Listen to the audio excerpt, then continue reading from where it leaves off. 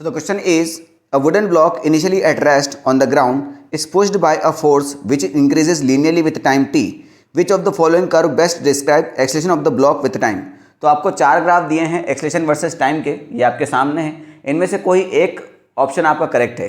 अब क्वेश्चन में कंडीशन क्या है कि भैया एक ब्लॉक है जो इनिशियली रेस्ट में था, इस पर हमने कोई फोर्स लगाया और ये क्या हो गया बेटा, एक्सेलरेट हो गया। ठीक है, तो इस एक्सेलेरेशन का टाइम के साथ क्या रिलेशन होगा?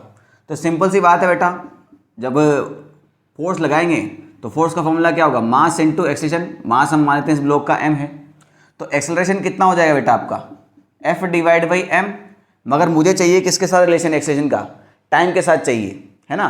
मगर इस क्वेश्चन में खुद उसने बोला है कि जो फोर्स है वो इंक्रीजेस लीनियरली विद टाइम, यानी जो फोर्स है वो डायरेक्टली प्रोपोर्शनल टू टाइम होगा।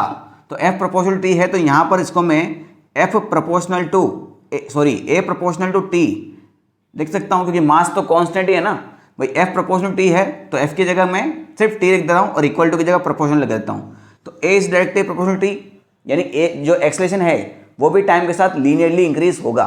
वो कौन से ऑप्शन में है? ऑप्शन नंबर डी में। सी नहीं आएगा भाई। सी कब आता आंसर? जब t इज इक्वल टू 0 पर कुछ ना कुछ एक्सेलेरेशन होता है ना, मगर लीनियर है, यहाँ पर कोई y इंटरसेप्ट नहीं आया है, तो यहाँ पर जो ये ग्राफ है 0 से ही स्टार्ट होगा। ठीक है।